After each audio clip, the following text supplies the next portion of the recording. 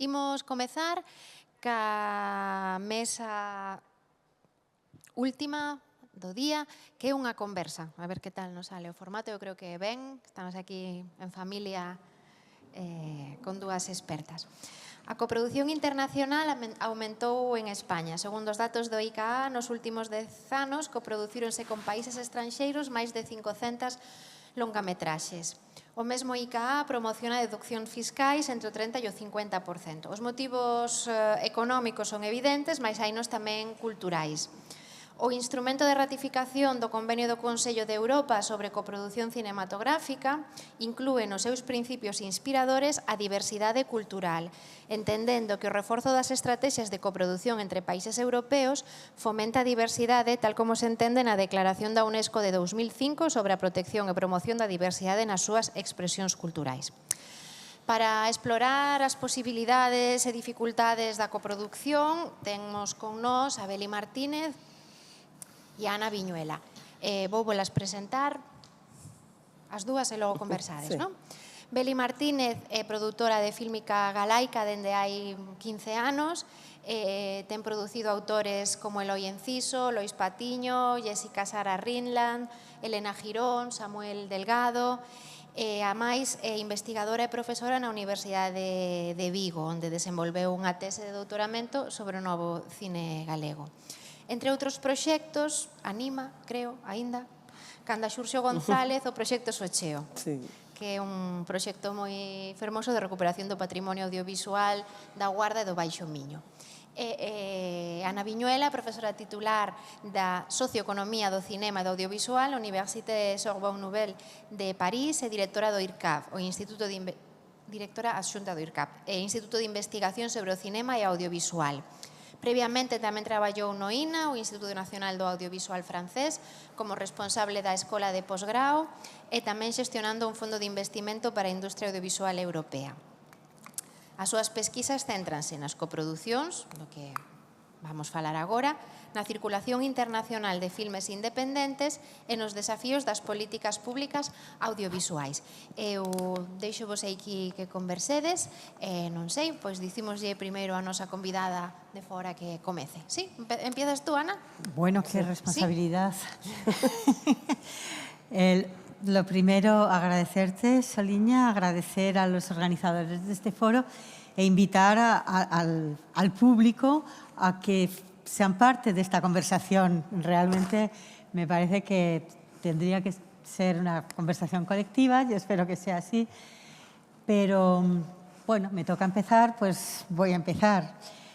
Estoy frente a una productora que ella tiene una experiencia de terreno, tiene una experiencia de noches sin dormir por problemas con gente de otro país. Bueno, cuando se coproduce con Portugal, menos, pero cuando se coproduce con un país en el que se habla otro idioma, hay otra cultura profesional, otra forma de trabajar, otra forma de gestionar los rodajes, la coproducción no es una cosa fácil. O sea, se puede, desde el ámbito académico, generalmente ver cómo un espacio de intercambios culturales, transferencia de conocimientos, multiculturalismo, globalización, enriquecimiento de los profesionales y, sobre todo, enriquecimiento de los presupuestos, puesto que uno coproduce, y digámoslo claramente, sobre todo porque tiene que completar el presupuesto de una película. No creo que, y tú me dirás si es así o no, uno no va buscando experiencias multiculturales.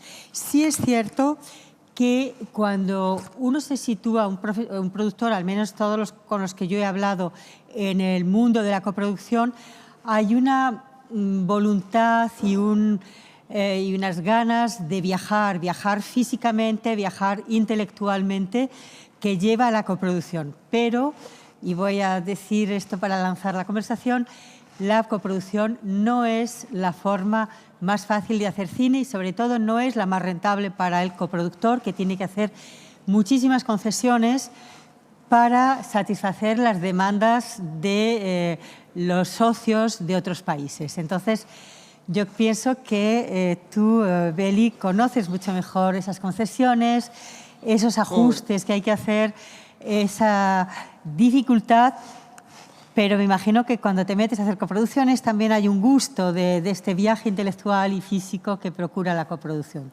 Sí, no, bueno, en primeiro lugar, dar as gracias á Academia, tamén a Soliña, polo convite, un pouco partindo desa experiencia profesional, creo que o sitio onde o que vou falar, máis que dende a Academia, porque pois tampouco eu pola miña parte non teño investigado enormemente este terreo, sí que estou un pouco tratando de levar esta experiencia profesional ao ámbito académico a través da coproducción con Portugal, principalmente, que quizáis un dos eixos que intentamos impulsar dende Fílmica Galaica e que creo que é moi acertado que non é algo natural a coproducción en moitas ocasións, non? Senón que hai esa necesidade de completar un orzamento e de facer, incluso de tratar de incurrir en menos riscos dos que normalmente nos enfrentamos como productoras a unha película, non?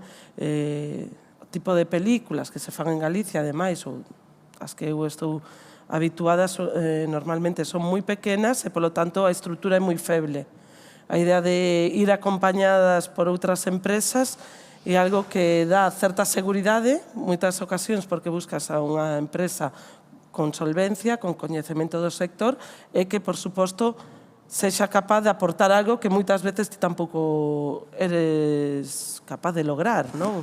A lo mellor unha rede de coñecemento de axentes, unha rede de fondos ou subvencións ás que non podes acceder, ou ben porque non formas parte dese territorio, ou porque tampouco tes os coñecementos, non? Porque iso tamén sí que é moi importante.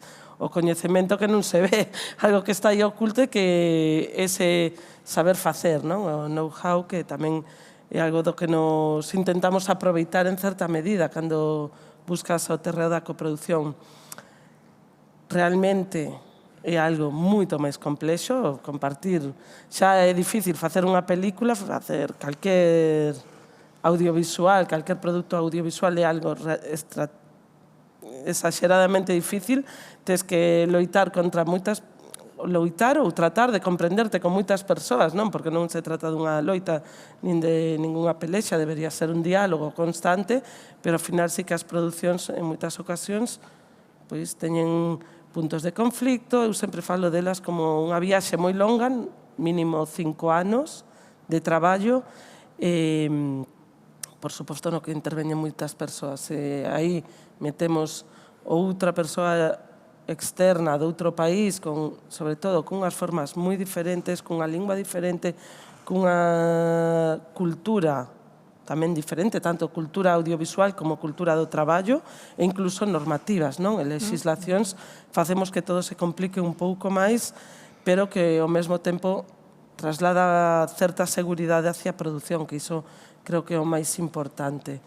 Nos normalmente sí que tratamos de buscar o que denominamos coproducións naturais, buscar nos países máis próximos, neste caso normalmente Portugal, porque, bueno, porque os temos ao lado, porque temos moitas historias que podemos contar na fronteira, como é no noso caso, pois ainda a semana pasada rematamos a rodaxe de Onta noite conquistei Tebas, que é unha película que sucede en Bande, que, para que non coñeza, é unha vila, unha aldea que está na fronteira mesmo, e un punto, pois hai unhas termas de orixe romana a que acude moita poboación do norte de Portugal a darse uns baños, como acudimos tamén nós os galegos, a un momento de ocio moi particular. En ese sentido, a opción máis natural era buscar uns coprodutores portugueses. Tamén tiña sentido no momento en que xa no propio proxecto, na orixe, había uns protagonistas portugueses, que eran os mozos. A historia transcurre en 2 tempos, o tempo contemporáneo, o tempo pasado, a época do Imperio Romano. Nese sentido, os mozos portugueses pertencían ao norte de Portugal, e que mellor que buscalos a través dunha coproducción, e xa íbamos a ter talento, íbamos a ter lingua, e, por suposto, que os técnicos podían ser portugueses. Nese sentido, pois é algo moi natural, pero ao mesmo tempo vemos que as realidades despois, pois sí que hai certos puntos de fricción a pesar de ser o lado, non? Para nos é super cómodo sempre traballar con Portugal, traballar, eu sempre o digo, para mí montar unha coproducción internacional no noso caso, eu ademais vivo en Pontevedra, e nací na Guardia, que é unha vila fronteiriza, o meu coproductor está a 1h15 de coche, cousa que Madrid está a 5 horas de coche. Iso tamén fai unha diferencia moi grande e penso que nese sentido é moi interesante aproveitar ese factor xeográfico e cultural, non? De lingua, cultura e identidade que para aquí sí que era normal. O sobreesforzo, pois, probablemente sexa que vas a tardar máis en financiala, que vas a ter que dialogar moito máis, e, sobre todo, ao final, pois, que tes que facer, a lo mellor, moitas ocasións, determinadas concesións, tamén a nivel de relato, non? Neste caso, sí que xa viña feito de forma natural, pero a min pareceme que, nese sentido, sempre hai que procurar tratar de facer iso, aínda que en moitas ocasións é inviable, non? Atopar a coproducción natural. Entón, xe hai que ser máis estratega, non? Nese sentido, de buscar quen pode ser que te pode aportar ou quen te aporta máis.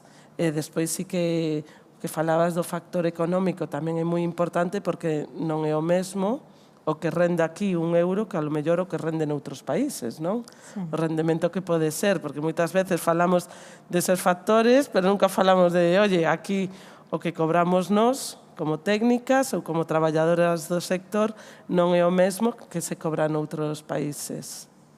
Sí, bueno, esta es una cuestión que es muy importante en la coproducción con Francia, porque toda coproducción, sea en el marco de los acuerdos o la coproducción que es financiada por fondos públicos, impone obligaciones de gasto en cada país coproductor. Entonces, el problema de Francia es que hay muchos fondos para coproducción, pero la obtención de estos fondos implica que hay que hacer gastos en Francia. Y la gente se pregunta al principio, ¿pero por qué voy a pagar un mezclador de sonido o un técnico de efectos especiales o no sé qué, al precio francés cuando lo puedo hacer en mi país por mucho más barato? Y esa es un poco también una especie de regla del juego de la coproducción.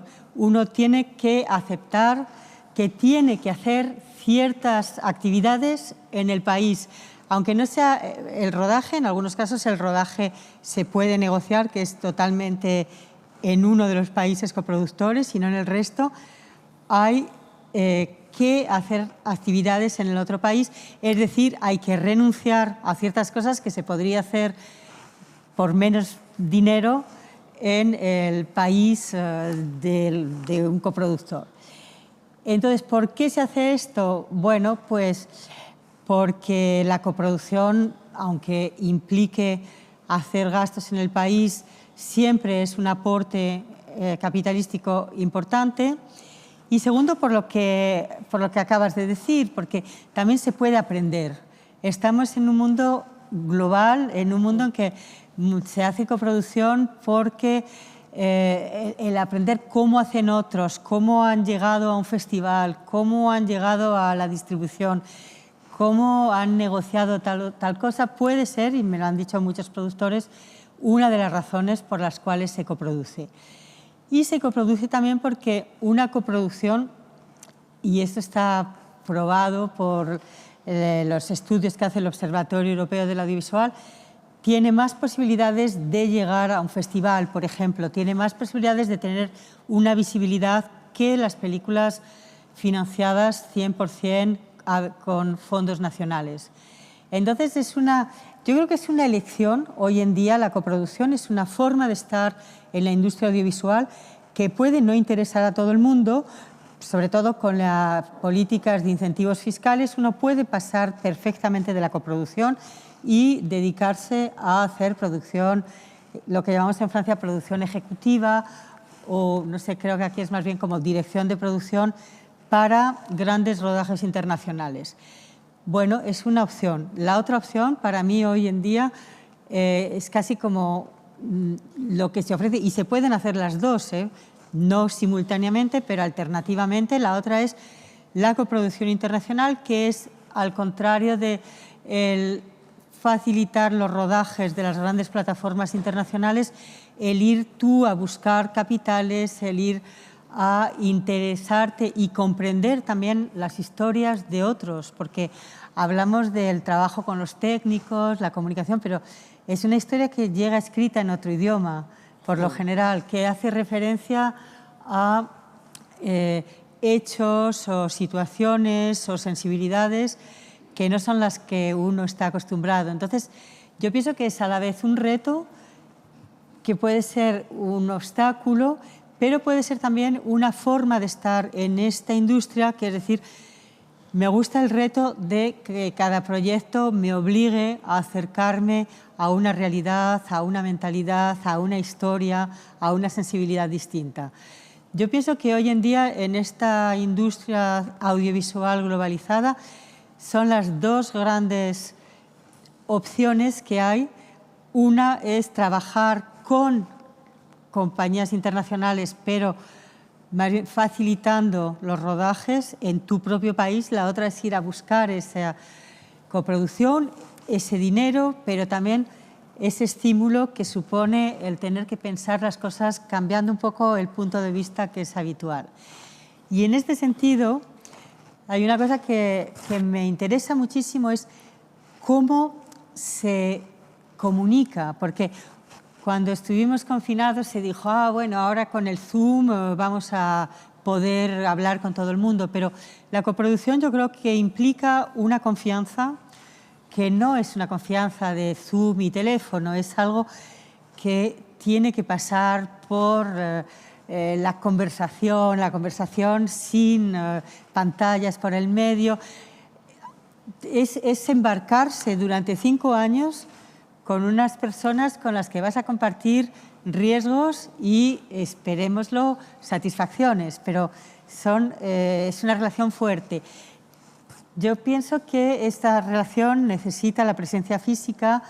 ¿Cómo os veis cuando coproduces? ¿Es en festivales o hay actividades como este foro, por ejemplo, que facilitan el encuentro? ¿Cómo se organiza la comunicación en el desarrollo, el rodaje y la postproducción de las obras? Claro, quizás sexan dos retos máis grandes, non? De como esa comunicación que se manteña sempre estable, sen rupturas, sen fisuras, con sinceridade tamén, porque evidentemente ten que ser unha comunicación moi sincera. Sempre falo ás veces que queda extraño, non? Pero falar casi de relación de parella, non? De parella e a veces de tríos, de cosas así, non? Porque evidentemente, por exemplo, nos agora estamos facendo un documental con 4 países, que é moi difícil. Xa un documental onde os equipos técnicos son mínimos, 4 países, eu sempre fago o chiste de que parece a ONU do documental, non? De Austria, Francia, Galicia e tamén Portugal, neste caso. Ao final, eu entrei de terceira, Austria entrou, Francia é natural, porque a directora, é o filme de Morín Facendeiro, que ela é de orixe, naceu en Francia, despois viu para Portugal, polo tanto, Francia e Portugal é normal que estén aí, é natural, é un filme que foi filmado no Alentexo, única e exclusivamente, pero conta a historia dunha parella de alemás que fuxen da guerra, son arqueólogos e investigan os vestixios que hai na zona do Alentexo. Por lo tanto, Austria, por unha cuestión de idioma, porque hai unhas lecturas, porque hai unha parte de animación tamén, que teñen toda unha tradición, ten sentido. Ao final, a que menos sentido aí ten son eu, non? Pero, nese sentido, tamén cada película propón as súas propias fórmulas, non? E cada produtor maioritario propón tamén unha estrategia de comunicación que ten que ser amplia, simple tamén, porque está claro que sendo 4 non podemos opinar todas sobre a película, porque senón sería imposible. Unha directora 4 produtores opinando nunca se remataría a película, non? Entón, nese sentido, é como un deixar facer. Ainda onte falei co produtor e dice, bueno, estamos obtendo xa a montaxe final, vamos a facer un visionado e despois enviamos para que vexades o que hai. E aí hai que confiar cegamente no produtor, neste caso é o Son e a Furia, que é unha das produtoras de referencia en Portugal, e, polo tanto, teñen un coñecemento profundo do sector, das formas de traballo. Noutros proxectos xa é como, bueno, pois deixante intervir máis nunha parte máis creativa, máis activa, e tamén hai que entendelo, non? Nese sentido, cal é a túa posición, como podes traballar e como podes facer que o proxecto crezca, medre, que medre de forma hacia o camiño considerado que é o mellor, non? Ao final, porque buscas o mellor pro proxecto, sempre. Sí que é certo que tamén hai outras experiencias que son un desastre, non? Porque normalmente coñécense as experiencias de éxito, pero tamén hai moitas que son totalmente desastres nas que, sí, sona moi ben a produción, que tamén ten que ver, antes falabas desas dúas opcións, non? De producir con grandes empresas, pero entón o control artístico e creativo sobre o proxecto probablemente vaya para o grande estudio, non? O que impoña, pois, unha visión sobre o mesmo, esta certa idea que está agora como sobrevoando constantemente de película hecha a base de algoritmos, algo así, e despois outro creo que busca máis, a lo mellor, un camiño máis artesanal, por dicirlo de alguna forma, ou polo menos de pensar máis no proceso, nas persoas que interveñen, de controlar ese proceso, de buscar uns fins. Claro, pois iso que moitas veces non se falan tamén dos fracasos, non? De que un produtor non consigue os obxectivos que principalmente o diñeiro, non consigue ese factor económico, vai ser un grande lastre, e como tes unhas obrigas é moi difícil romper unha coproducción. Entón vas ter que cargar cunha relación casi, poderíamos dicir, viciada, non? Onde xa non é vou a cegas, confío plenamente, porque iso tamén acontece con bastante frecuencia. O que pasa que, un pouco tamén, por comunicación, por diferentes elementos, non se saca en conversas nin nada iso, pero tamén é bastante habitual, non? Que a outra parte non o consiga ou non xogue limpo, que tamén pode ser.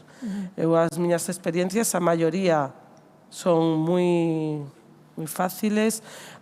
Como digo, traballo moito con Portugal, entón a comunicación é moi fácil. Eu normalmente vou a moitos festivais a Portugal, eles tamén veñen e nos atopamos ao longo dos anos en diferentes espacios, maioritariamente festivais, a lo mellor encontros profesionais. Por exemplo, o día 25 de novembro fai a GADIC xunto con Porto Postdoc un encontro de coproducción luso-galaica, e eu aí vou a velos a eles principalmente, non? Eses sitios de referencia son moi importantes. Outras veces, sí, o Zoom vai ter que ser, pero tamén laboratorios, encontros profesionais tamén son puntos habituais, non? Esta cousa que nos parecía que el Zoom viene para quedarse, por fortuna foi unha mentira, por fortuna, e ao final hai sitios, non todos, pero sí que hai uns festivais de referencia, non? Berlín, Cannes ou Donosti pode ser os sitios de referencia para alguén que se manexa na industria en España para topar a eses coprodutores, porque normalmente a Berlín ou a Cannes vas a ir, a Donosti máis para nós, non? Pero é moi importante a existencia deses puntos, e despois, senón tamén, claro, horas de Zoom aí é bastantes, non? Sí, no, por supuesto. Incluso hay un punto aquí que es, yo creo que podemos volver sobre él, es la comunicación con el director. Porque, claro, en una coproducción hay como dos escuelas. Hay productores mayoritarios que no les importa que el productor minoritario entre en contacto directo con el director, pero hay otros para los cuales sería casi como una declaración de guerra. Entonces, uno es productor, invierte su tiempo, su talento, su energía, tiene una visión sobre el tema, pero de repente no puede acceder a esa relación natural que es la que fundamenta toda la producción, que es la relación productor-director, sino que tiene que pasar por el productor mayoritario. No sé si has tenido las dos experiencias, el poder dialogar directamente con el realizador y el tener que pasar por el productor mayoritario, que es celoso, que guarda algo que en cierta manera puede tener en ciertos casos razón, que es todo el mundo tiene que embarcarse en la misma aventura. Lo peor de una coproducción es que alguien diga, sí, me ha gustado el proyecto, pero le voy a dar un pequeño giro hacia aquí. No. El problema es eso, es que todos ven lo mismo, todos se han comprometido en la misma historia y eso debe ser bastante difícil. Las dos cosas, el no tener acceso al director directamente y luego esta idea de pudiendo, sin renunciar a la aportación creativa que tú puedes hacer, el decir, de todas formas, estamos en una aventura común y esa aventura común no la determino yo, la ha determinado el realizador o la realizadora, en primer lugar, y los productores estamos ahí para poner límites a ciertos desvíos que pueda haber o ciertas decisiones que puedan suponer gastos suplementarios, pero al mismo tiempo todos tenemos que ir en la misma dirección. Entonces me imagino que ahí ha habido momentos en que a lo mejor tú has sentido que no estabas en sintonía perfecta con los otros productores. Sí, non, eso eu prefiro ser cauta e ir sempre que vaya o produtor mayoritario guiando as conversacións tamén por unha cuestión de control do proxecto, de que non haya teléfonos escacharrados, que non haya malas sintonías e que é unha cuestión tamén de liderazgo, non? De que a lo mellor porque se ti opinas unha cousa e non foi consultada e dices, que falei coa produtora e tal e va a hacer, e dices, non, aí hai moitos elementos que se nos escapan, non? A lo mellor económicos, de orzamento, de gastos, onde ti non estás vivindo a produción en pleno detalle como un produtor mayoritario, non? Que ten que estar supervisando os proxectos, ten que estar supervisando en pleno contacto co realizador ou a realizadora, e é moi importante que este... Eu penso que iso, o primeiro é definir un pouco esas normas, non? De tratar de respetar sempre ao produtor mayoritario, porque senón vai ser moi, moi complicado, polo que dicíamos agora, pois un documental con 4 produtores vai ser altamente difícil, que se a mí me gusta tal secuencia e deberíamos revisar esta e non a outra, podemos dar opinións, bueno, como calquera, non? Como cando vemos proxectos que son en estados moi delicados que ao final que digas, pero onde está a película? Non? Iso pode acontecer. E despois que a visión xeral debe ser a do mayoritario. Tamén tivemos nalgún momento que decía, non, es que podías ti chamar e falar e dices non, porque ti eres mayoritario e ti tes que liderar, non podemos estar intervindo todos por cada problema, chamar a lo mellor a unha directora de produción que está concentrada co orzamento e mellor fales ti, non? Unha cuestión tamén de canalización da comunicación, porque é moita información, non? Sobre todo cando estamos falando de rodaxes, non? Que é o momento no que se concentra quizáis o maior esforzo económico tamén. Sí. Yo invité a todo el público a que participe. Sí. Bueno, hola, moitas gracias. Quería un pouco preguntarvos, centrando a miña pregunta sobre a cuestión idiomática na coproducción. E é que, bueno, estamos falando de coproducción e Beli ten experiencia en coproducción internacional e si hai algún tipo de diferencia ou si vedes algún tipo de diferencia en plantear unha coproducción desde o idioma galego ou desde calquer outro idioma minoritario. Si hai diferencia realmente en plantear unha coproducción internacional desde o galego e plantear esa mesma coproducción a nivel nacional. Si hai realmente diferencia, porque pode parecer ao mellor que como moito máis doado plantear unha coproducción en galego internacionalmente, Portugal, Francia, si a historia ocurre naturalmente en Galicia. Bueno, e si é máis difícil levantar unha coproducción a nivel español nada máis. ¿Que es más difícil en gallego o en castellano? Bueno, si hai algunha diferencia, si desde un guión e unha historia planteada unha parte en galego e outra con outros idiomas, si eses outros idiomas son o castelán, o vasco e o catalán, si esa coproducción hai como máis dificultades ou menos tradición dentro do panorama cinematográfico español ou esa mesma coproducción a nivel internacional. Se puede hablar del caso francés, en el que bueno, tenemos dos ejemplos de coproducción francesa, que son Asbestas y O que arde, en gallego. Y en Francia hay dos tipos de coproducciones, básicamente. Las coproducciones que tienen financiación pública vía un instrumento que se llama Ayuda a los cines del mundo, Aide au Cinéma du Monde, y las coproducciones, que son la mayoría de coproducciones mayoritarias francesas, donde hay obligación de tener un cierto número de técnicos franceses, de actores franceses y presencia del francés. Pero las coproducciones apoyadas por fondos públicos, por esta herramienta que se llama Ayuda a los cines del mundo, Aide au Cinéma du Monde, lo que se busca es lo contrario, es que las películas se rueden en el idioma del sitio de rodaje o del idioma del director o directora. Lo que se está es intentando paliar algo a lo que se llegó en los años 90, que era el Europudding, donde había que meter un poco de esto, un poco de alemán, un poco de gallego, un poco de francés, y al final se hacían películas sin ninguna identidad y sin ninguna fuerza. Ahora mismo Francia se enorgullece y lo comunica de tener 115, 120 países coproductores, y la lengua no importa que sea una lengua mayoritaria o una lengua minoritaria, lo único que se pide es que no sea francés, que sea la lengua que corresponde a la identidad de la obra coproducida.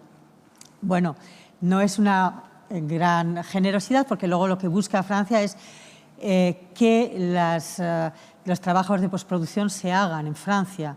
Es decir, que respetar las historias, la lengua, la identidad, la sensibilidad de cada película, pero favorecer industrialmente a Francia, en el sentido de que las empresas francesas tienen ayuda, las productoras francesas, para meterse en todo tipo de coproducciones internacionales, pero precisamente lo que se trata es de que estas coproducciones se hagan en lenguas, incluso lenguas indígenas, que habladas por 10.000 personas en el Amazonas. Es lo ideal. Cualquier dialecto, cualquier lengua mayoritaria, minoritaria.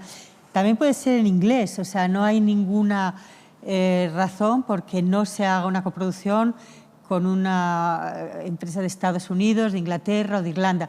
Lo que no se pide ya es hagan coproducciones en inglés porque esto va a funcionar mejor en el mercado. No, lo que va a funcionar es que las películas tengan esta forma de sinceridad y de honestidad que hace que cada historia corresponde a una realidad, incluida una realidad lingüística. Pero este es el caso de Francia, que es un país extremadamente abierto a la coproducción y que además busca aumentar su prestigio como potencia cultural en el mundo, apoyando coproducciones en todos los idiomas y de todos los países, sin ninguna limitación. Puedo decir, para terminar, perdón que estoy siendo un poco larga, por ejemplo, Francia tiene firmados 61 acuerdos de coproducción.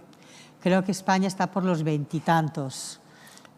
El año pasado eran 70 películas en coproducción. No, acuerdos con países. Ah, sí, con países sí. Que se han firmado. Sí. Bueno, Francia tiene 60 acuerdos firmados de coproducción con países. pero coproduce con 120, es decir, que incluso se ha derogado a la ley de que las coproducciones tienen que tener un marco oficial, sea un acuerdo bilateral de coproducción o la Convención Europea de la Coproducción Cinematográfica. Lo que se ha hecho es fomentar la coproducción incluso fuera de los marcos jurídicos habituales, precisamente para fomentar este cine contrario al Europudding, que es el cine que nace y que se expresa en las lenguas de su origen. Claro, creo que esa é unha das claves, non? O de non forzar na propia historia esa coproducción, non? Eu sempre lembro que o exemplo era moi claro fai uns anos cando te decían para, sobre todo, a lo mellor producir Galicia, Argentina, ou Latinoamérica, non? Porque podía ser película tradicional e te decían un argentino regresa a Galicia porque tiene unha herencia. Y claro, ao final estamos sempre creando como un cliché de la película del argentino que regresa a Galicia porque ten unha herencia. E dices, vale, pois xa empezas mal, a lo mellor, non? Que hai que ir por enriba de que importa que rode, porque para iso son os fondos de coproducción minoritaria, por exemplo, tanto de Agadic ou de ICA, non?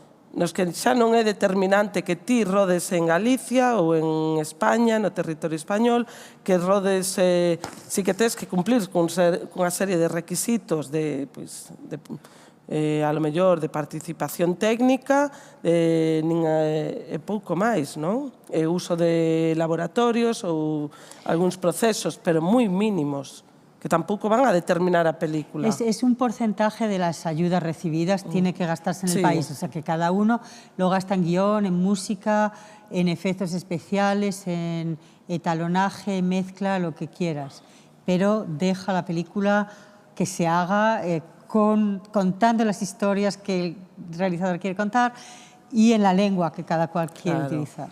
Que para min é básico, non? Creo que o gran paso, non? Que se deu nos últimos anos dentro das novas liñas de axudas, bueno, das novas ou das que se foron abrindo, é iso, non? Entender a coproducción dunha forma real, non de forza o proxecto para poder adaptalo a unha axuda, que sexa axuda que se adapte ao proxecto, non? Que se adapte a esa industria. Penso que nese sentido, pois España evidentemente estaba moi atrasada, porque ata fai ben pouco era imposible coproducir. Sí que podían vir, non? Pero isto é un pouco como os cumpleanos. Non podes ti estar invitando a que veñan ao teu, senón ti tamén terás que ir ao dos outros, non? Tamén para fortalecer. Nese sentido, pois Francia evidentemente é unha industria moi asentada, moi madura, e en España e en Galicia tamén pois faltaba esa certa madurez, non? De que existise unha liña clara de apoio ás coproduccións minoritarias, entendendo-as que non sexa, pois eso, vou a heredar ou vou a non sei que e aparece un personaje que non entendes, non? Que incluso lle saca lógica ao relato, que temos asistido a algunhas películas aínda a día de hoxe que quedas un pouco extrañada, non? De que pasa aquí, por que esta persona se fala neste idioma ou por que está aquí enrareciendo todo o discurso. Y eso ha hecho, en realidad, esto Francia lo inició en los años 80, pero es que ahora en todo el mundo las políticas audiovisuales tienden a apoyar este tipo de coproducción. Antes, por ejemplo, pienso en países como Chile y Colombia, que estaban fuera del mapa de la coproducción. Nadie veía cine chileno, eran más los realizadores exiliados en Francia o en España que hacían documental, Patricio Guzmán o Carmen Castillo. Y ahora hay un nuevo cine chileno que se ha forjado precisamente porque Chile cambió la política. En vez de buscar una identidad nacional, que es una utopía, buscar la identidad nacional surge, vamos a ver, no sé cómo explicarlo, no se puede dictar desde el gobierno. La identidad nacional es cada cual lo que puede expresar de la manera muy personal en la que se puede expresar. Entonces, Chile ha hecho una política que tiene como eslogan Make Chilean Films International o algo así, y lo que se han dado cuenta muchas autoridades, muchos gobiernos, es que la coproducción permite emerger una industria, permite la emergencia de una nueva generación de realizadores sin tener que dedicar cantidades muy importantes. Entonces, ahora mismo las políticas están más volcadas hacia la construcción de una industria que hacia la supuesta defensa de identidades nacionales que solo pueden expresarse, y esta es mi opinión, en libertad. O sea, las identidades nacionales no se determinan por decretos ley, nacen porque alguien tiene una historia que contar, que enlaza con su vivencia, que enlaza con su medio natural, con su idioma, pero de manera libre. Les pasa todavía a mis alumnos franceses, tienen siempre una idea muy romántica de España, ¿no? Y entonces piensan que hay muchos alumnos que sus trabajos de fin de máster es sobre cine gallego, vasco, catalán, que piensan que son lenguas censuradas por el franquismo, y se chocan con una realidad, y es que el cine en gallego, vasco y catalán existe hoy en día en el marco de políticas que son sobre todo políticas industriales y no tanto políticas de defensa. El caso catalán es quizá el más importante porque empiezan, como todas las políticas regionales, muy próximas a lo que es una política lingüística, ¿no? Se intenta que la política lingüística arrastre todas las políticas culturales. Y poco a poco hay una bifurcación hacia una política industrial. Entonces ahora cuando uno va a ver cine catalán, por ejemplo, en un festival, en un catálogo, cine catalán es todas las películas que venden a la internacional agentes de venta catalanes. Son todas las coproducciones catalanas en estoniano, lituaniano, no sé cómo se dicen estos idiomas. Hay una apertura hacia la idea de privilegiar una dimensión industrial que es la que puede hacer que nazca esas nuevas identidades. Sobre todo lo que se busca es representaciones culturales e identitarias no estereotipadas. O sea, evitar el gallego que viene a cobrar una herencia o el gallego malo que llega a Argentina a cobrar el alquiler de unos pobres gallegos inmigrantes anteriores, porque también hay mucho gallego malo que llegaba a América Latina. Entonces es eso, es intentar buscar identidades culturales no estereotipadas. Ese sería un poco el resumen de todo lo que quiero decir.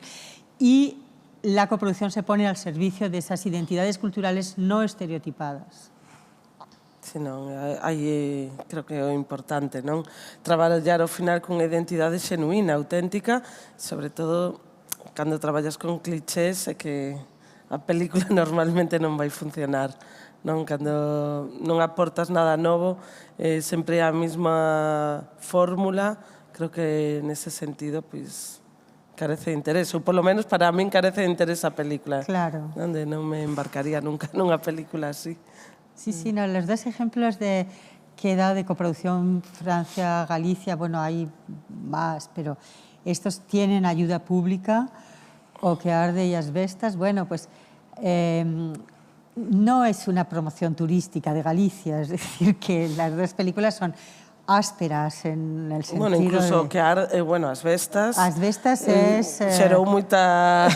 Aquí, cuidado. Es lo contrario, ¿no? de la promoción turística. Sí. Incluso esa idea do cliché, pois sí que foi algo moi que centrou moito debate sobre a identidade galega, non o podemos evitar, creo que ademais que é importante falalo. Para min foi, eu cando vin, despois, eu cheguei tarde á película, vivo en Pontevedra e non chego nunca cedo ás películas, normalmente xa levan un certo percorrido, pero parecíame importante, non? De identidade, non me parecía tampouco nin tan grave, nin moito menos, e parecíame sobre todo, incluso certo punto, que a lo mellor que temos como outro gran tótem o tótem do cine galego neste momento de éxito é O que arde, a nivel estatal traduciuse por Lo que arde. Cousa que, bueno, pois, facer ese mínimo esforzo de O a Lo, pois, Asbestas, polo menos fixo o non esforzo de deixalo como Asbestas, non? E, polo tanto, a min parecíame tamén unha posición tan boa como a outra, e ao final estamos traballando en cine, non? En ficción. Es un poco, sí, el dilema de cómo organizas un sector es pones el acento en identidades, digamos, que favorezcan la promoción de Galicia o pones el acento en crear industria o todavía mejor intentas equilibrar ambas cosas, ¿no? Claro. Pero yo creo que hoy en día crear industria no se opone a crear cultura. Al contrario, crear industria es la base para que pueda emerger la cultura local. Esa es mi opinión. Hay países, por ejemplo, Senegal, un país tan pobre, que tenía una idea también, los países africanos, hay que contar historias africanas. Senegal ha creado un fondo para coproducciones minoritarias, porque se ha dado cuenta que el cine de Senegal puede existir si entra en este tipo de coproducciones. No tienen dinero para financiar muchas películas al 100%, pero pueden meter a sus películas dentro de una rueda, que es la rueda de la coproducción minoritaria. Tengo otra pregunta, no sé si... que va un poco a este hilo. Al principio de tu intervención, Ana, decías que la coproducción es la forma más difícil, a lo mejor una de las formas más difíciles de empezar de producir cine. Y la pregunta es si para cierto tipo de cines o cinematografías, como estabas apuntando tú, es la única forma de poder hacer cine. Quiero decir, a lo mejor hay determinadas películas que intentadas financiar única y exclusivamente en un territorio, por lo que sea, no es posible, pero que tienen su posibilidad de existir gracias a que se establece esa estrategia de financiación y también de distribución, de exhibición, por lo tanto de existir, gracias a que, bueno, pues que se reúnen en esa, o que se establecen como coproducción. Me alegro mucho que me hagas esta pregunta porque me expliqué mal o de forma incompleta, más bien. Quizá lo que quería decir es que la coproducción es difícil desde el punto de vista humano, desde el punto de vista psicológico, desde el punto de vista de lo que el esfuerzo intelectual que precisa. Pero tengo que precisar, la coproducción y sobre todo la coproducción minoritaria es la puerta de entrada hoy más fácil y más utilizada para comenzar a producir. Todas las jóvenes productoras francesas están entrando en la coproducción de largometrajes vía la coproducción internacional. O sea que esta es la realidad. Todo el mundo no lo consigue porque se necesitan competencias interculturales, dominio de otros idiomas, una apertura, digamos, a una cultura cosmopolita, y ahí es donde yo quería situar la dificultad. Económicamente es, ya te digo, es la vía de entrada, es lo que están haciendo todos los jóvenes productores hoy en Francia, es coproducción internacional como puerta de acceso a estabilizar un poco sus empresas de producción.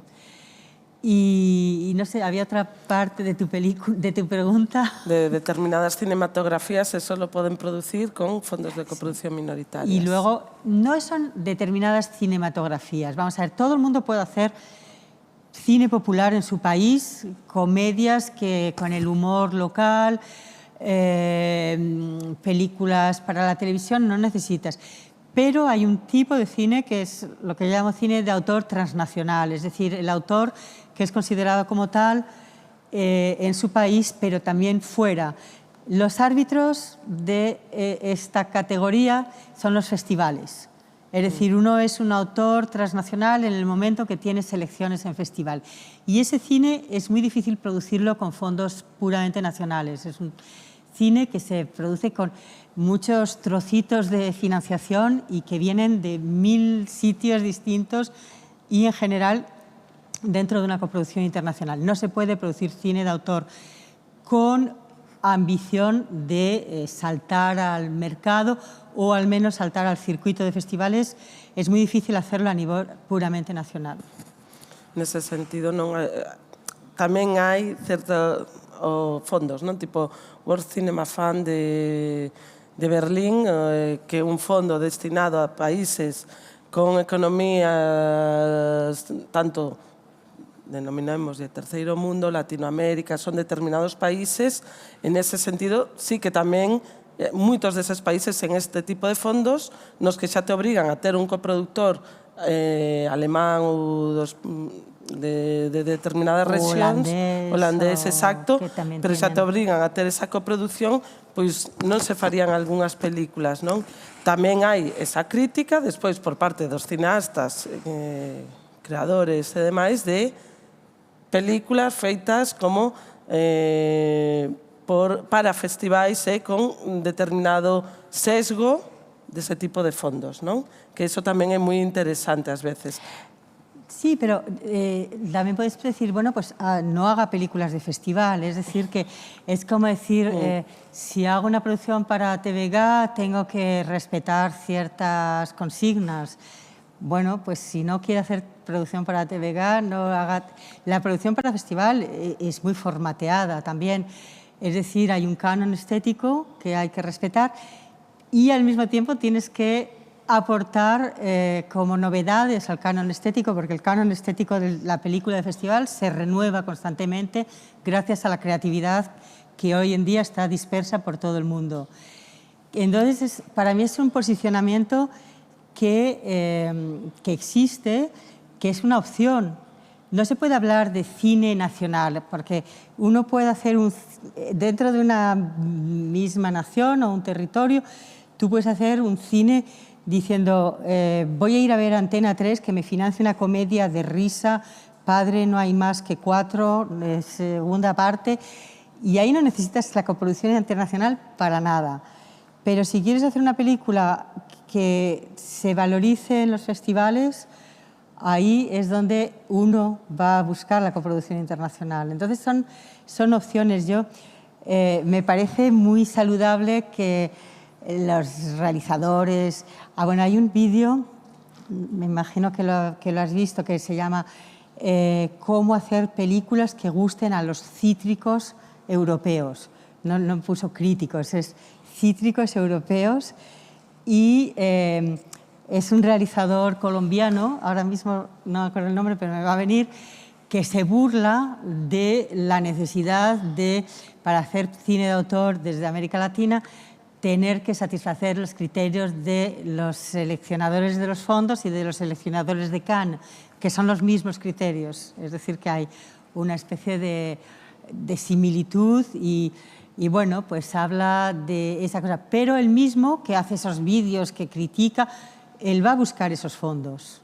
Y hace esos vídeos, además, para llamar la atención y que los fondos sean sensibles a sus demandas. Entonces, es una cuestión complicada. Idealmente, el mundo tendría que ser más igualitario y los realizadores de África, América Latina y ciertos países de Asia no tendrían por qué estar llamando a todas las puertas para conseguir financiar sus películas. Pero, por otro lado, uno puede pensar, bueno, si no hubiera esos fondos, si no hubiera el World Cinema Fund, el Ubervals, el Sorfond noruego, el Edo Cinema du Monde francés, nos hubiéramos perdido muchas de las excelentes películas del nuevo cine argentino, del cine colombiano que está ahora emergiendo con muchísima fuerza, del cine chileno, del cine brasileño. Es decir, que es muy complejo el tema, pero al final lo que se ha creado es una cultura de la coproducción y esta gente, los productores de cine de autor de países del sur, saben que su vida pasa mucho por asistir a todos estos workshops y sesiones de pitch en todo el mundo. Es una forma de vida y es ahí donde decía que para meterte en la coproducción tienes que tener ganas de vivir tu profesión de esta manera, que es una manera un poco nómada, que es una manera de estar abierto a contactos con todo el mundo, en un idioma oficial que es el inglés, que tienes que dominar a un cierto nivel. No hace falta ser anglófono perfecto, pero hay unos códigos de comunicación que pasan mucho por el inglés. Entonces, para mí es una opción, como hay otras, pero uno no se puede embarcar en la coproducción simplemente porque necesita dinero. Tiene que saber que el dinero que viene de la coproducción tiene unas contrapartidas de inversión emocional, psicológica, humana, intelectual, que son fuertes. E é aí onde querías. Sobre todo, sí. Hai partidas. Eu penso que tamén hai que diferenciar moi ben, non? Porque as películas de consumo interno, non? Que iso sí que é importante, non? Porque ás veces falamos, hai películas Antena 3 ou non? As grandes grupos multimedia son películas de consumo interno ou películas que evidentemente non van sair do noso territorio. E aí está o negocio, non? Unha película que normalmente tamén as estrategias de financiación van ser diferentes. Normalmente unha película dunha gran grupo multimedia ou dunha gran plataforma financiase principalmente coa inversión da plataforma a través das leis pois, neste caso, no marco da lei de comunicación, dese famoso 6% e demais, e, como moito, a través normalmente das axudas xerais do ICA. No caso das películas, moitas delas, outras non, tamén hai grandes directores que xa dan as axudas xerais e que si buscan a proxección exterior, buscan a coproducción, pois, a lo mellor neste momento, pois, Oliver Laxe, Carla Simón, como exemplos de persoas que deron ese salto das axudas selectivas ás axudas xerais e seguen mantendo a coproducción internacional tamén porque buscan mercados internacionais, porque non buscan que sexa un consumo interno. Xa están con acordos de distribuidores, axentes de ventas, están montando un produto realmente financieiramente moi complexo. Non é un produto simple. No momento en que entra unha coproducción, o máis fácil é tamén o que falábamos antes de madurez dun sector. Fai uns anos en Galicia moi poucas películas financiábanse máis aló do Agadic. Agora, a maior parte das películas habería que tirar, como sempre, de datos, non? De buscar quen se presenta a Agadic e quen vai despois a ICA. Pero a maioría xa estamos intentando ampliar a financiación tamén porque temos que falar de condicións dignas de traballo. Non se poden facer películas só financiadas por un ente regional. E despois, pois, película para TVG. Nese sentido, e despois xa, se queremos facer unha película máis consistente, tiraremos ICA, e se queremos realmente exportala, será moi importante contar cun coprodutor, porque ao final a idea de que teñas o coprodutor está te asegurando outro mercado máis, aberto, que poderá ser significativo ou non a nivel comercial, pero si vai ser significativo tamén como valor da túa propia empresa, de solvencia, eres capaz de levar unha coproducción porque é algo complicado, non? E tamén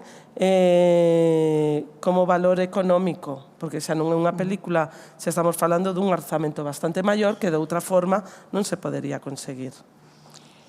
Por ejemplo, hay muchos productores que buscan coproducir con Francia tanto por el aporte económico que puede hacer Francia como por el aporte en reconocimiento simbólico, es decir, la posibilidad de entrar en un sistema de reconocimiento simbólico único en el mundo, sobre todo por dos razones. Una es la posibilidad más cercana de estar seleccionado en Cannes cuando tienes un coproductor francés, porque los coproductores franceses están un poco en los contactos de los programadores de Cannes. Y la segunda cosa que aprecian los productores de todo el mundo como gesto o de reconocimiento cuando se coproduce con Francia es la posibilidad de tener asegurada una salida en salas cinematográficas, cosa que hoy en día no puedes decir lo mismo en todos los países. Hay países que incluso siendo coproductores la salida en salas de cine no está garantizada porque no hay espacio para el cine de autor en las salas, que son cada vez más dedicadas o al cine nacional gran público o a los blockbusters americanos. Entonces, Francia tiene todavía la posibilidad de proponer un cierto número. Bueno, hay 750 nuevas películas que salen cada año. También hay películas que se quedan fuera de la distribución en sala. Es decir, que cada semana en Francia salen entre 15 y 18 nuevas películas. una película pequeña de un autor desconocido, tiene que luchar muchísimo el distribuidor para hacer una campaña que atraiga el público. Sobre todo cuando son películas españolas, se hace mucho asociaciones con lo que son las instituciones de enseñanza del español en Francia, tanto a nivel de institutos como de universidad. Hay una revista que se llama Vocablo, que está en todas las bibliotecas escolares, pero hay que ser hiperimaginativo para lanzar una película, una coproducción mayoritaria española en Francia. De todas formas, por el sistema de ayudas que hay y el hecho de que la mayoría de las películas coproducidas en este marco de Edo Cinema di Mondo tienen el sello Arte y Ensayo, todas terminan por tener una salida en sala.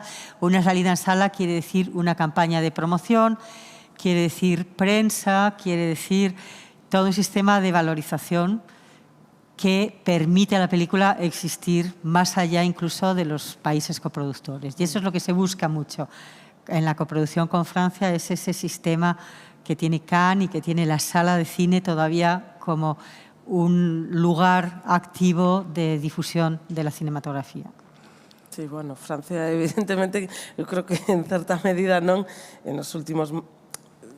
Creo que, sobre todo, a idea esa de se non tes Francia, a xente de ventas francés ou coproductor francés, é moi complicado estar en Cannes. Incluso secciones como a quincena dos realizadores, que está controlada polos produtores, non? Directamente, que o mellor sempre é ver que países que producen esas películas. Hombre, hay alguna sorpresa Sí, de una claro. película que encontró no sé quién ahí perdida en un pueblo de Laos, pero si no, es cierto que en la coproducción tener ya... Porque además los distribuidores y los vendedores franceses intervienen también como coproductores, lo cual es una desventaja para los productores que hacen puramente producción, porque ellos se meten en preadquisición de derechos, pero son también propietarios en tanto que coproductores, ¿no? Y muchas veces se acepta porque es la forma de entrar en este sistema del cine de autor global, es decir, cómo existir en un circuito que termina hoy en las plataformas, porque las salas ya no son el único sitio. La sala ahora es minoritaria, sigue siendo la principal plataforma de lanzamiento de las películas, pero se hace sobre todo festivales y para muchas películas la etapa siguiente son las plataformas.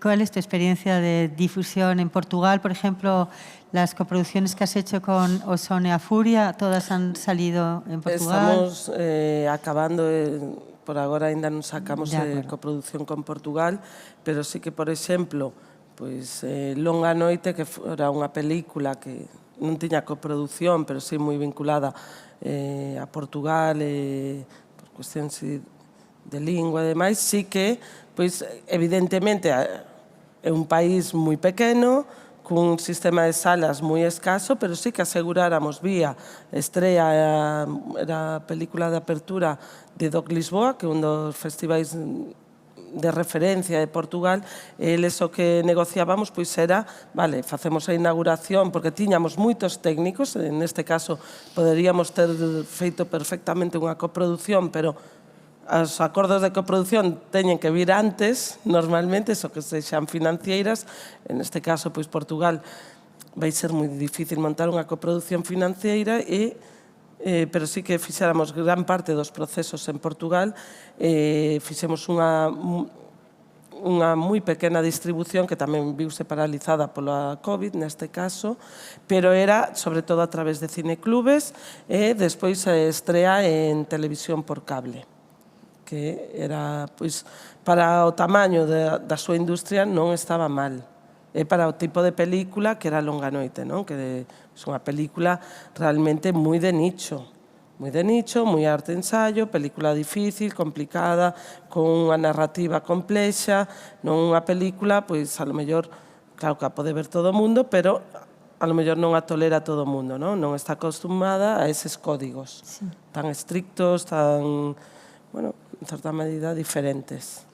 Bueno, Beli ha dicho algo que es muy interesante y muy importante en el mundo de la coproducción, que es el papel de los festivales. O sea, los festivales son ahora mismo los circuitos que permiten la existencia de este tipo de coproducción. Yo creo que el mercado puramente, aunque muchas entran en el mercado, entra la parte, digamos, la punta del iceberg. La base del iceberg circula en circuitos de festivales. No es una circulación al margen de la industria, puesto que las películas que van a festivales tienen o un distribuidor en el país o un vendedor internacional y hay transacciones económicas, es decir, que los propietarios de los derechos perciben entre 300 y 1.200, a veces 1.500 euros por pasar una película en festival. Es decir, que hay como dos economías paralelas. Una es la economía del mercado cinematográfico y la otra es la economía del circuito de festivales. Una película de arte y ensayo puede hacer hasta 100 festivales. O sea que es una economía, vamos a decir, minoritaria, pero real. Sí, nós, por exemplo, a maior parte das nosas producións o que máis especializadas estamos no circuito de festivais, non? De casi todas as películas, incluso ves que casi sota caballo rei, non? De aquí, sempre repetimos moitos dos festivais porque tamén coñecemos as persoas implicadas que en moitos casos pois esas programadoras, directores de festivais e demais están nuns, noutros, repítense moitos casos e tamén é unha forma pois eso de películas que non acaban sempre en televisións, pois acaban viaxando por todo o mundo, pero en momentos moi concretos, non? Pois a última de La Parra xa polo menos estivo en máis de 20 países, sempre en festivais polo momento, non? Lo que pasa es que los festivales también, un fenómeno que está empezando a configurarse es que los festivales están haciendo cada vez más asociación con plataformas. Es decir, que hay una extensión digital del festival vía las propias plataformas de festivales o vía otras plataformas que se están especializando en películas de festival. Y este es un fenómeno todavía muy incipiente, pero que yo pienso que va a ser un poco la prefiguración del futuro.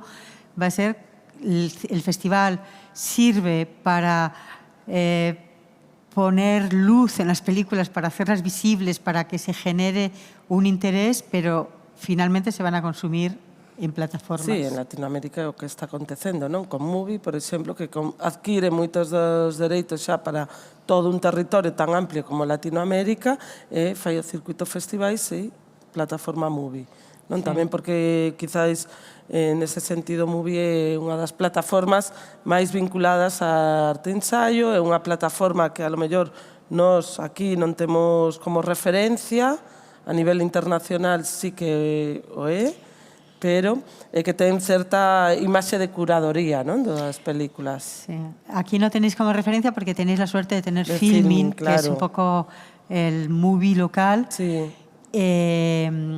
Pero es verdad que Movie vamos a hablar, a oír mucho sobre Movie y hablar mucho sobre Movie, porque Movie empezó como una plataforma de cine de arte y ensayo, pero se ha convertido este último año en un estudio integrado, con una integración vertical. Han comprado una sociedad de ventas internacionales que se llama The Match Factory en Alemania, que es uno de los principales vendedores. Han comprado un distribuidor en los Países Bajos, en Benelux, Bélgica, Países Bajos, Luxemburgo. Y The Match Factory compraron también la división producción, es decir, que de esta pequeña plataforma que daba visibilidad al cine de autor, hoy en día es el primer estudio que no es una declinación de un estudio en la era analógica que va hacia el digital, sino un operador que nace en el mundo digital y que de repente se configura un poco siguiendo la imagen de lo que es un estudio tradicional. Y vamos a ver qué pasa, porque, claro, esto ha cambiado mucho. Ya ellos producen, venden, pero son muy respetuosos con la sala. O sea que también piensan... En Francia no funciona porque, claro, en Francia una película que pasa en salas tiene que esperar para salir pago a la unidad 4 meses, pero si es plataforma de vídeo por suscripción, como Movie, tiene que esperar 17 meses. Entonces, no funciona Movie porque la política francesa lo que pretende es proteger la sala. Hoy están reunidos las asociaciones profesionales. Hoy mismo nosotros estamos aquí en Coruña, en Normandía, en un sitio que se llama Le Touquet. Están los profesionales franceses diciendo cómo podemos preservar la cronología de los medios, que es la regla que organiza la vida de una película, salida en salas, a los 4 meses puede salir en DVD o vídeo a la demanda con pago a la unidad, a los 6 meses puede estar en Canal Plus, que es el mayor financiero del cine francés, a los 15 meses en Netflix, que ha firmado acuerdos, digamos, especialmente favorables con las organizaciones profesionales francesas, a los 17 puede estar en Apple TV, Disney Plus y Prime Video, a los 22 meses puede estar en la televisión generalista y a los 36 meses en las plataformas de vídeo a la demanda gratuitas. Bueno, este claro, es un sistema... Eso es el sistema de fai 20 anos. Non? Que era o sistema tradicional que se reventou non estar legislado, non? Normativizado de decir, bueno, pues podemos estrenar incluso por plataformas, estrenamos todo a vez. Y eso debilita evidentemente el sector de las salas de cine, mientras que en Francia... Pero es un acuerdo frágil porque los lobbies americanos evidentemente quieren destruir este acuerdo, nos llaman arcaicos, anticompetitivos, esto es propio de otro mundo, pero bueno, todo esto para decir que se coproduce con Francia, sobre todo para asegurarse esa salida en sala y esa presencia en Cannes que hace mucho para dar una notoriedad y una visibilidad a las obras. Aparte, evidentemente, que hay el dinero público del Eurocinema di Mondo, la inversión del distribuidor, en muchas ocasiones, en Okearde el distribuidor se comprometió con la película y puso un avance de tesorería 1 año antes del rodaje, o sea que ya el proyecto le hizo decir, aquí hay una película de calidad, y la misma empresa, 2 divisiones distintas de la misma empresa, tomaron la distribución Francia y las ventas internacionales incluso antes de que la película empezara a rodarse. Entonces hay dinero, y hay dinero que es aportado por intermediarios culturales y económicos que van a dar valor a la película, que van a trabajar para que la película exista en el mercado y en el circuito de festivales. Y esa es un poco la característica de la coproducción francesa. Claro, en ese sentido, por exemplo, en España, en realidade, non, moitas veces de empresas que funcionan como axentes de ventas, si tes, é moi importante ter conseguido mismamente, non sei, agora no estudio no anuario do ICA esa columna la sacaron, pero era a parte máis interesante do estudio, no 2023 non existe, pero sí no 2021, por exemplo, que era como que tiña cada unha dos proxectos presentados ás axudas selectivas, non? Que se tiñan unha coproducción internacional, era máis do 50%, tiñan un contrato de axente de ventas previo á presentación das axudas. Tamén tiñan contrato de distribución, contrato de televisión, e te iban dicindo que porcentaxes eran, se estaba dirixido por un director ou unha directora novel, senón, esta táboa agora non sei por que non está, pero moitas veces, claro, para poder conseguir eses puntos automáticos, non? Que son os de tienes contrato, check, check, check, que ao final é importante facer os proxectos un pouco ca calculadora na man, porque é decisivo, é determinante, que teño ou non teño unha axuda. Moitas ocasións vas a por esas axentes de venta propiamente locais, dices, ben, pon no contrato que hai un mínimo garantizado que no fondo non é real, que a lo mellor pois vai en especias ou que sexa, pero ao mesmo tempo estás asinando con alguén que non te vai dar esa visibilidade, non? Porque a lo mellor pois ese non coñecemento ou ese non un coñecemento tan profundo, un poder tan intenso pois, como poden ser os axentes de venta de Okear de Francia, non? Ou un Match Factory en Alemania, que eran pois, as persoas que realmente moven a industria do cine de autor. Y que ahora Match Factory es Movie. Claro, ahora Movie, claro. Es como que uno de esos matrimonios en que juntan la dote del uno con el patrimonio del otro y ¡bah! Claro. Súper ricos. Ha sido un matrimonio de amor, me imagino, pero de intereses económicos también muy fuerte. Claro, que ao final ves que esas estruturas que o cinema ten esta cousa de coproducción, de industria, de a lo mellor artesanal, pero tamén ten unha industria bastante leonina, no fondo, ¿no? De estrategias, mismamente Filmin, que empezou sendo unha plataforma super pequena, agora é un grupo de inversión risco, ¿no? Pues, al igual que tienen Cabify, pues tamén unha boa parte está apoiado, Filmin está adquirido por un grupo de inversión.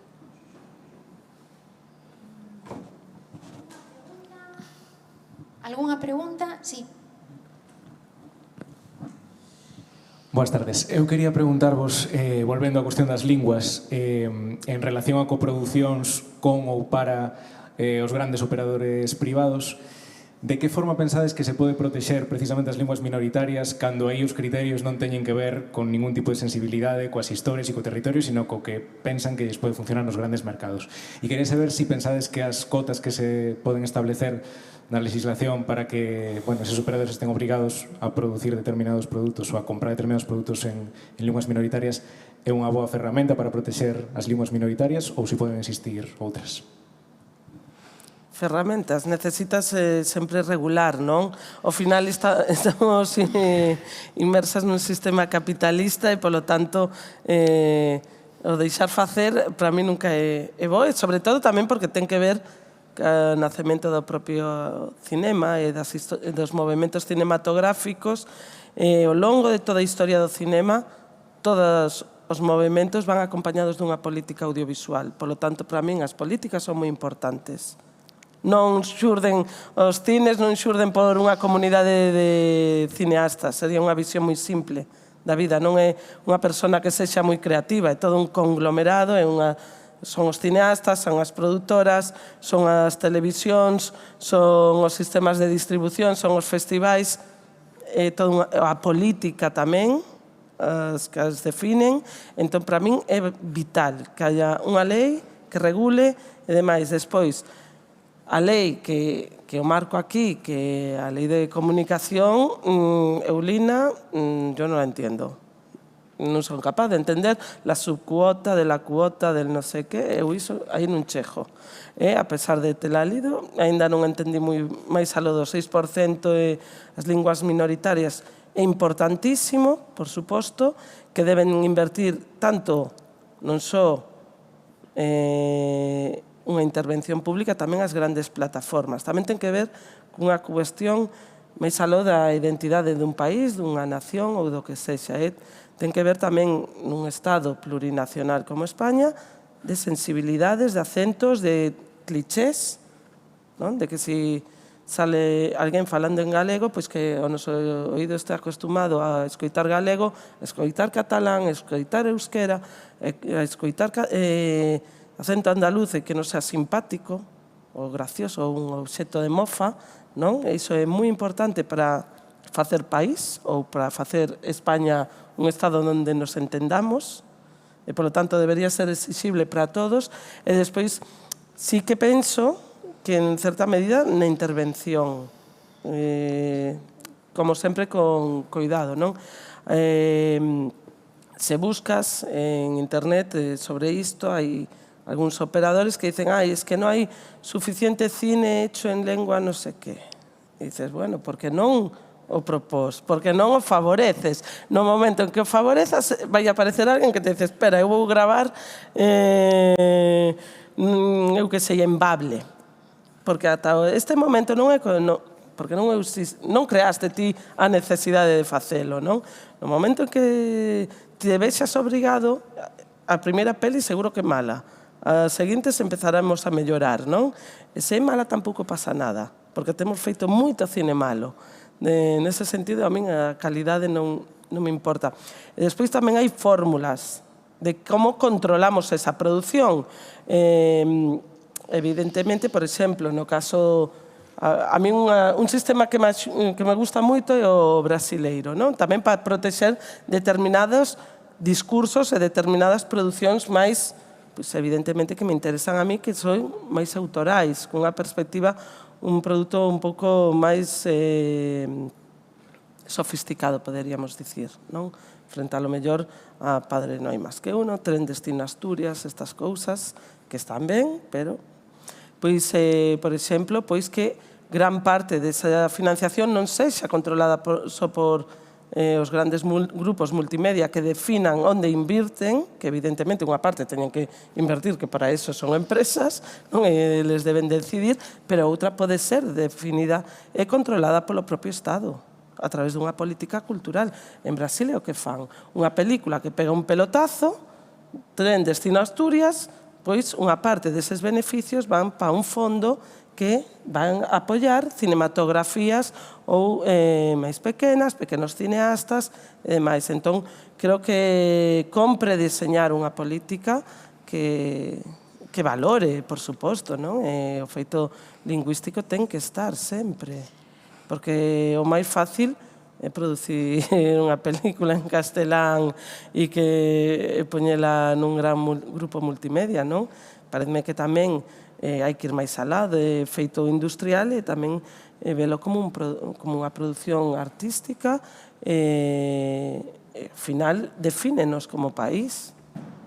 O que arde é unha película que fixo máis pola nosa identidade, por poñernos no mapa dunha forma moito máis complexa, rica, que a lo mellor unha campaña de Tour Galicia. A inversión probablemente do Agadic é moito menor que unha campaña calquera de Tour Galicia. E non só por dar a coñecer fora, tamén por unha cuestión de orgullo. Para un veciño de Navia de Suarna, eu creo que se debe sentir ben orgulloso de ser de Navia de Suarna, de ser dali, de amosar o seu universo ao resto do mundo, non? É dicir, isto somos nós. Iso tamén conta, non? Son os intangibles, os produtos cinematográficos, as películas, por suposto que teñen un valor económico, pero teñen outros, non? Un simbólico, un cultural, todo iso que di Bourdieu, pois é moi importante tamén, non nos podemos esquecer, non? Non só podemos falar de diñeiro, senón tamén deses outros intangibles. ¿Puedo contestar? Sí. Bueno, el tema de las obligaciones de plataformas, cada país, como sabéis, ha traspuesto la directiva Servicios de Medios Audiovisuales como ha querido. Y lo voy a decir claramente porque no tengo nada que perder, España lo ha hecho de manera muy poco ambiciosa. Para comparar, España ha dicho las plataformas tienen que invertir 5% de sus ganancias o bien en el fondo del ICA o bien en producción directa. Y si lo hacen en producción directa, un porcentaje tiene que ser en lenguas minoritarias. En comparación, Francia ha pedido que inviertan 20% de sus ganancias en producción directa y 5% al fondo del Centro Nacional del Cine. Es decir, que al final tienen que dar un cuarto de lo que ganan, tienen que revertir en la producción francesa. Las cláusulas de diversidad, a mí me parece lógico que en España, que hay esta preocupación, es una sociedad plurinacional y plurilingüística, se dirijan hacia las lenguas. En Francia creo que es una forma que podría servir para España también. Las cláusulas de diversidad se refieren a películas de bajo coste. Es decir, La tentación de Netflix sería hacer bajo el Sena y hacer 4 películas caras de acción que se puedan vender en todo el mundo, pero se les obliga a que tienen que hacer un mínimo de 10 películas cinematográficas, aparte de las series, y que un porcentaje, ahora mismo 4 al menos, tienen que ser por debajo del coste medio de una película en Francia. Es decir, tienen que también financiar un cine de autor, un cine de menos pensado para el mercado internacional. Yo creo que es lógico, las plataformas vienen aquí, han triunfado, encima un triunfo facilitado por el momento en que llegan, el confinamiento, todo el mundo se abona, pues tienen que contribuir a la producción nacional y cada país, yo pienso que tiene que adaptar las cláusulas de diversidad según las necesidades del país. Lo que reprocha a España es que haya sido tan poco exigente, que esté mucho más preocupada en esto de el hub audiovisual de Europa, poniendo una especie de alfombra roja a Netflix, en vez de decir, oiga, usted tiene aquí un mercado muy importante, además puede producir películas en una lengua muy importante, que es el castellano, que hablan en miles de países, y ponerle tan pocas obligaciones de inversión en la industria. Eso es lo que... Hay tamén unha cuestión que, por exemplo, de financiación e de representación que, por exemplo, vai por territorios. No anuario do ICA do ano pasado, vedes cantas producións fanse. Evidentemente, o maior número de producións concéntrase nos centros tradicionais, Madrid, Cataluña, pero despois hai outros que están cero representados. Asturias, por exemplo, tivo 0 producións, tanto nas selectivas como nas xerais. E dis, ten que haber tamén mecanismos para que eses espacios, eses territorios, tamén teñan as súas propias películas. A lo mellor hai que favorecer.